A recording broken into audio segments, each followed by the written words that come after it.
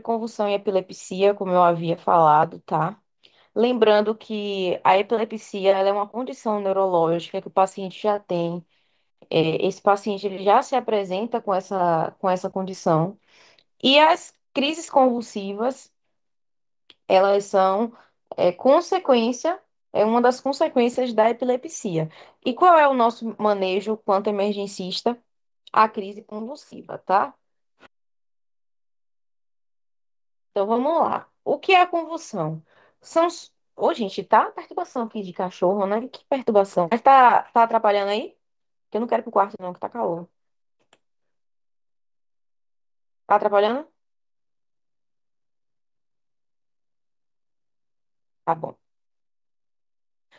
Então, as convulsões, elas são surtos súbitos de atividade elétrica anormal que ocorre dentro do córtex cerebral com o potencial de causar manifestações neurológicas, como perda de consciência até anormalidades sensitivas ou comportamentos comportamentais sutis. A gente vai ter três tipos de crises convulsivas e é importante que vocês saibam diferenciar cada uma delas, até porque a gente, quando fala de crise convulsiva, a gente sempre liga àquela convulsão que o paciente ele se debate, ele tem liberação esfincteriana, enfim, a gente sempre está aí. Nosso cérebro já pensa logo dessa forma, mas não é. Tem vários tipos de, tem vários tipos de crise convulsiva, vários não, são três. E aí a gente precisa mesmo entender cada uma delas, tá? A gente vai ter aí a parcial simples, vai ocorrer quando os impulsos elétricos anormais ficam restritos a apenas uma região do cérebro. Nesse tipo, vão ocorrer fenômenos sensoriais, motores, psicomotores, sem perda de consciência. Ou seja, o paciente lembra, tá? Ele consegue lembrar da crise. Parcial complexa, que é a perda de contato do paciente com os arredores durante 1 a 2 minutos, com alteração do nível de consciência, ou seja, tem um rebaixamento do nível de consciência, ele pode lembrar ou não lembrar. E a gente tem a generalizada, que é essa que a gente conhece, que todo mundo sempre falou de crise convulsiva, a gente sempre liga a essa que o início das convulsões elas são generalizadas, envolvem simultaneamente ambos os hemisférios do cérebro e ocorre perda de consciência e função motora desde o início. Essa aqui o paciente não lembra, tá? Ele pode até saber que ele teve uma crise convulsiva, porque, por exemplo, pacientes que são epiléticos, eles eles conseguem saber quando eles vão ter uma crise convulsiva, mas lembrar em si não lembram. Enquanto a epilepsia, como eu falei para vocês, é uma condição médica caracterizada pelo mau funcionamento temporário do cérebro, causado pela emissão incorreta de sinais, descargas ou impulsos elétricos pelos neurônios, tá? Ela é reversível e após algum tempo a pessoa volta ao seu estado normal. Em geral, a epilepsia pode ser uma condição isolada ou um indicativo de problemas no cérebro.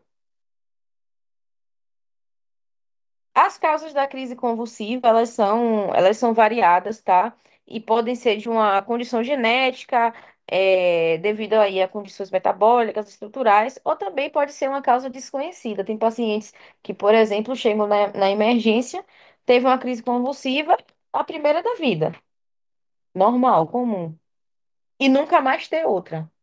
Acontece. Mas a gente tem algumas causas aí, doença vascular encefálica, que a gente está falando aí de AVC isquêmico e hemorrágico, sendo mais comum no AVC hemorrágico, muito mais comum, como eu falei para vocês na aula de domingo.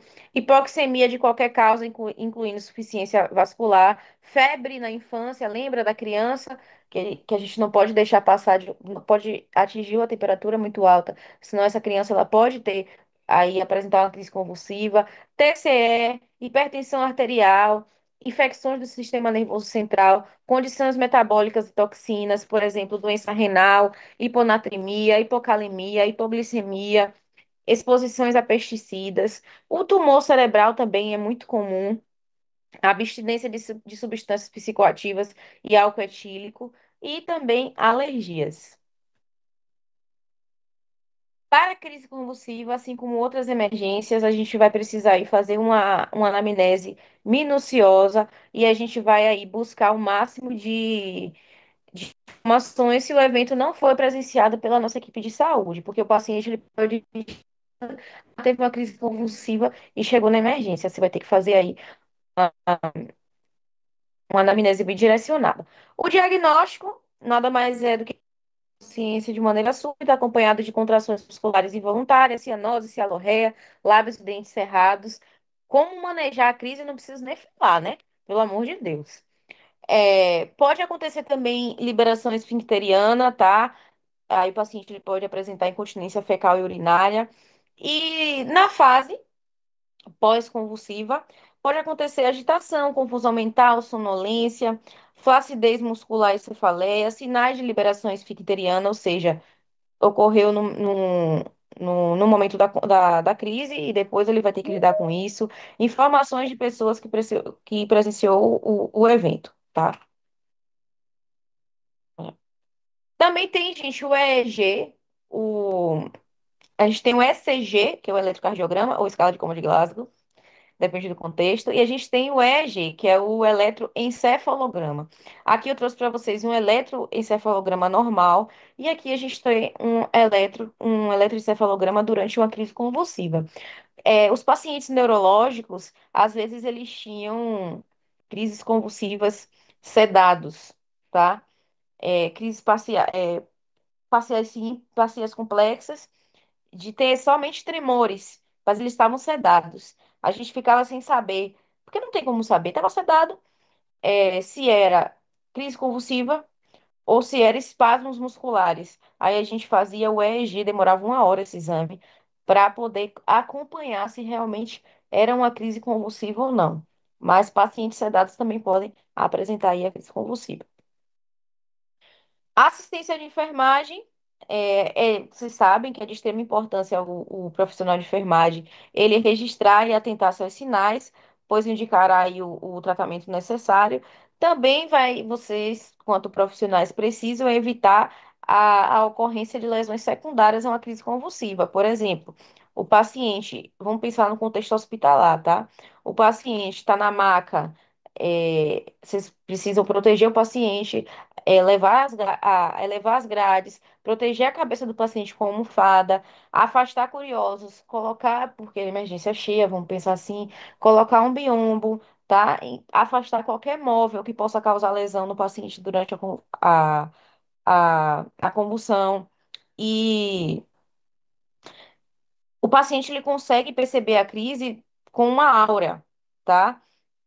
Então, se esse paciente dizer a vocês, eu vou ter uma crise convulsiva, a gente já vai indo a cânula oral, que a gente sabe que é a cânula de Guedel, para reduzir a possibilidade desse paciente ele ter um evento de mordedura de língua ou de bochecha, enfim. Tem pacientes que eles conseguem saber quando vai ter a crise convulsiva. É a mesma coisa da enxaqueca. Tem gente que tem enxaqueca, já tem a aura, né?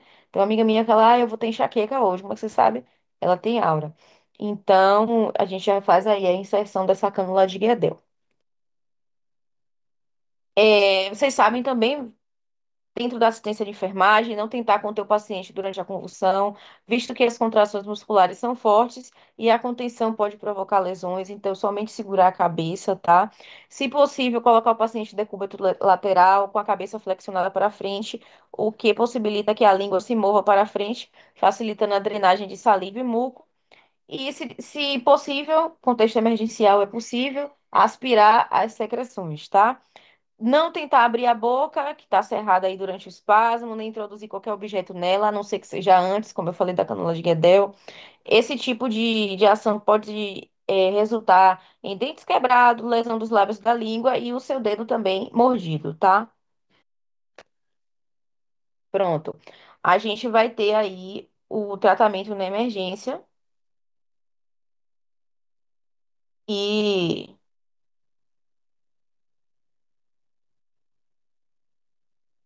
é isso mesmo, tratamento de emergência. A avaliação inicial, eu tenho uma crise de 0 a 5 minutos. Quais são as condutas imediatas? Posicionar o paciente no decúbito lateral, administrar oxigênio se necessário, garantir acesso venoso periférico, monitorar sinais vitais, verificar a glicemia capilar, se a glicemia estiver abaixo de 90, fazer uma glicose. E avalia também o risco de deficiência de tiamina, pacientes alcoólatras. E se for o risco de tiamina, se for deficiência de tiamina, administrar 100 miligramas intravenoso antes da glicose, tá? Se eu tenho aí uma crise acima de 5 minutos, eu vou fazer os benzodiazepínicos, tá? Que são diazepam, midazolam, lorazepam. Normalmente é utilizado mais o diazepam é, intravenoso, repetir após 5 minutos se necessário. O lorazepam, 4 miligramas intravenoso, preferido por ação mais prolongada. E tem o midazolam também, se o paciente tiver sem acesso, porque ele pode ser feito aí intramuscular, tá? Também tem. Velho, o paciente, na prática clínica, o paciente convulsiona, a gente já faz o benzo. Não espera, não, já faz logo. Mas o protocolo não preconiza dessa forma. Precisa esperar. E a gente tem aí os antiepiléticos se a crise persiste após 10 minutos, tá? E a gente vai ter a fenitoína, que é uma dose de 15 a 20 miligramas por quilo intravenoso, tem aí o máximo de 50 miligramas, e a gente vai estar aí idantalizando o paciente. Essa palavra vocês vão escutar da emergência. Paciente foi idantalizado. O que é idantalizar? É uma dose de ataque de fenitoína. Tem uma dose de manutenção que às vezes o paciente toma aí durante o internamento ou também leva para casa. E tem a dose de ataque que é idantalizar. Ah, por que idantalizar? Porque a fenitoína, o nome é idantal. E aí o pessoal chama idantalizar. É a mesma coisa. Uma substância e o outro é o nome mesmo. Ok? Só um minuto, gente.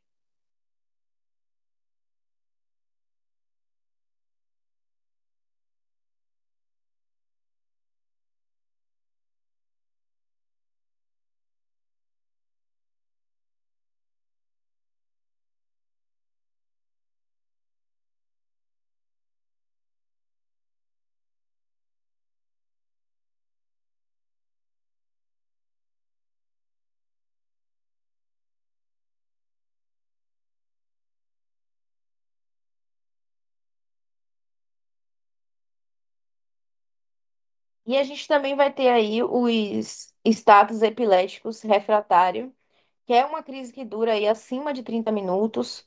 E aí o que que vai acontecer? O paciente ele precisa ser sedado e encaminhado para a UTI neuro. E ele vai aí ser sedado e vai utilizar a sedação contínua, midazolam, propofol, barbitúricos, tiopental, penobarbital em casos graves. Eu nunca vi colocar tiopental e pentobarbital. É muito, muito difícil. Só quando o paciente está em estado gravíssimo, como vocês sabem, ele é da neuro, mas e eu falo isso 10 mil vezes, eu nunca vi, mas pode ser utilizado, tá? E aí vai ser necessária intubação e EEG contínuo. Lá na neuro, no subúrbio, tinha um leito que fazia EEG contínuo. Quando eu saí de lá, eles estavam implementando esse leito, então provavelmente hoje já tenha. Mas óbvio que isso não é a realidade de todos os hospitais. Então, a gente vai aí chamar o pessoal da imagem, do exame, para fazer esse exame no leito do paciente. Mas existem locais que tem o leito que tem o EEG contínuo, tá? E também vai fazer a investigação aí e tratamento da causa, investigar causas reversíveis da crise, por exemplo, distúrbios metabólicos, a hiponatremia, hipoglicemia, infecção do sistema nervoso central, AVC, TCE, abstinência alcoólica, falta de adesão ao tratamento em epiléticos, ou seja, paciente que já é epilético, ele negligencia o tratamento, ele vai fazer crise convulsiva, obviamente. É a mesma coisa de pacientes diabéticos, por exemplo, tipo 1, que o pâncreas ele não produz insulina, ele não faz o tratamento, ele vai ter crise, emergências glicêmicas. Então precisa aí estar fazendo a investigação e tratamento da causa na raiz do problema. Olha, acabou. Tem alguma dúvida?